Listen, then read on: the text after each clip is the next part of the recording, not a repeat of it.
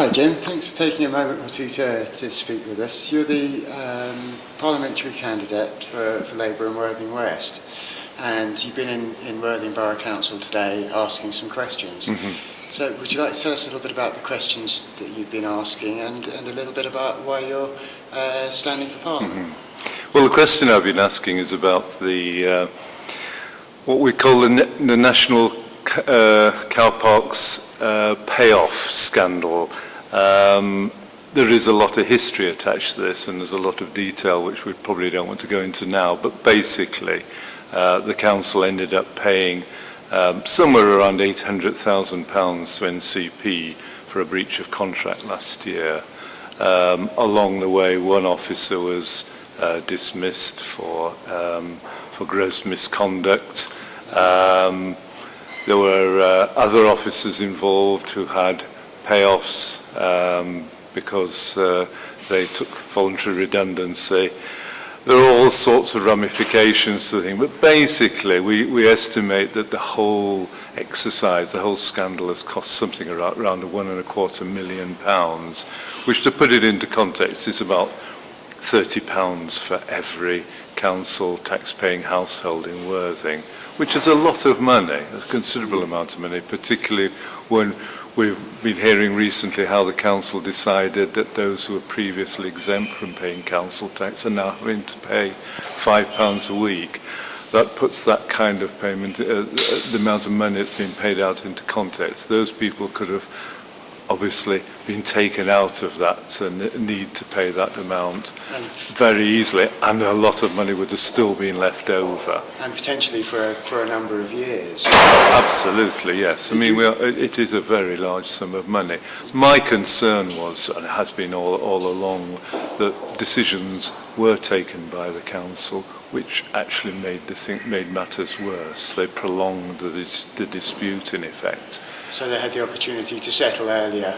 Indeed, yeah. I mean, there was an opportunity to settle through within the agreement with NCP. There was a dispute resolution procedure. There was an opportunity to settle quite early on, and then probably the liability would have been around 300,000. I mean, still a lot of money, but a long way off where we've got to in the end. And the council took the cabinet took a rather macho view that they would fight NCP, and of course they lost, and that ended up with that payoff. But then they also decided to go for that single dismissal for gross misconduct of one of the officers, only one of the officers concerned. And they took that he took that to an industrial tribunal for unfair dismissal and won against the council. And again, the council could have settled that right at the beginning. And so you feel there's been a lack of transparency with the council, and that's cost us, the people of Worthing, money? Absolutely. And do you think that's part of the reason that the absence of transparency and the lack of accountability is why you've decided to put yourself forward for Westminster? That's one of the reasons why I'm here today, to challenge the council. I don't think putting myself up for Parliament actually helps in that case, but I think there is a need generally in Worthing to challenge what now is almost the dictatorship by the Tory party. You know, we have very little opposition in Worthing on the council. We have very little opposition on the county council, in fact, and things are going without any. I can't think of the word. Without any sort of investigation or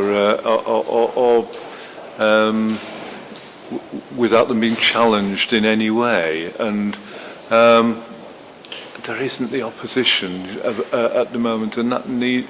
If I can't do it from within the council, and unfortunately I haven't been elected to the council, I'll have to do it from outside, and that's what I've been trying to do. And do you feel that when people do engage with the democratic process, that they can get their their voice heard, or that with more people doing it more persistently, that gives them the opportunity to.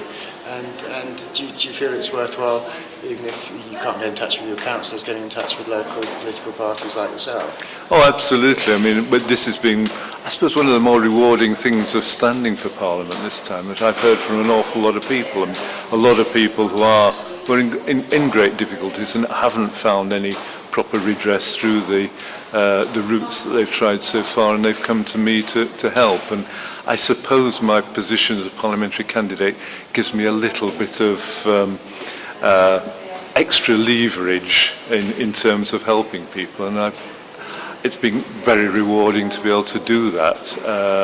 And you know, if there are any sort of pleasures in doing this, that's one of them, in actually being able to see certain things happen that are a benefit to people as a result of what I've been able to do. And what do you feel most strongly are the things that you wish to push forward? Do you have any sort of pledges or stands? Well, I think particularly, I'm particularly keen on the housing situation. I mean, I have children of my own who struggled to get into the housing market in Worthing, and I think we are in a situation now where the demographics of Worthing have changed significantly. We've had a big movement of people in, particularly in the sort of young family end of the age range, and they are finding it increasingly difficult.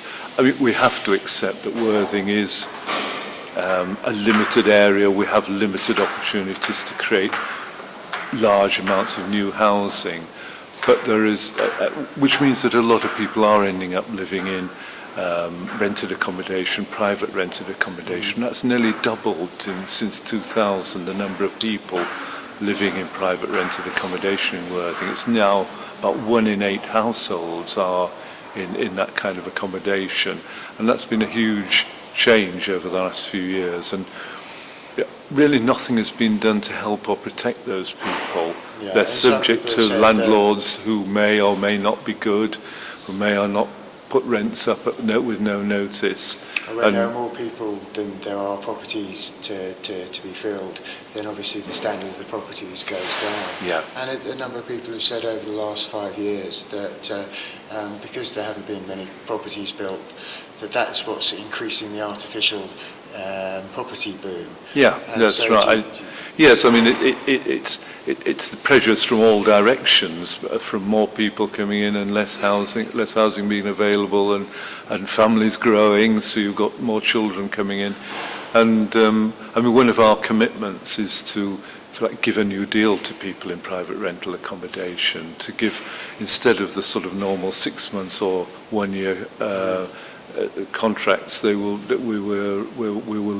make it a requirement for those to be 3-year tenancy agreements, so that people have that security, which they should have. You know, you need as much security even in rented accommodation as you do in any other kind of accommodation. Especially if you have children going to local schools.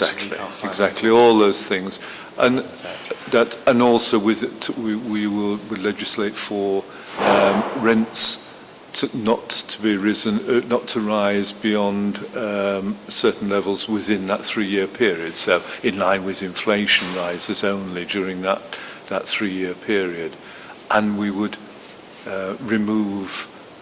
make it illegal for the agencies to charge tenants fees when they take on a new tenancy. And as a more long-term thing, we're going to make it a requirement for landlords to upgrade their properties to a certain level of insulation and other factors that can affect the living standards, particularly insulation, because of course that affects heating, and a lot of rented accommodation is just poor quality. And a lot of people hasn't got very hard to pay and their you bills get the big bills for heating, which is kind of a double whammy. Increased rents, more heating bills. So I think the combination of those is a big issue for a lot of people in Worthing West, and it's not just within the Worthing area as well. We think of that as being the main area, but actually over in Rustington and even in Ferring and East Preston, there are many people in private rented accommodation where this is very relevant. Okay. Do you have any last message for the people of Worthing? Well, I would just say, think about change. It's a changing town, it's a changing place. Think about changing the person who's representing you in Parliament. Lovely, thank you very much. Thank you.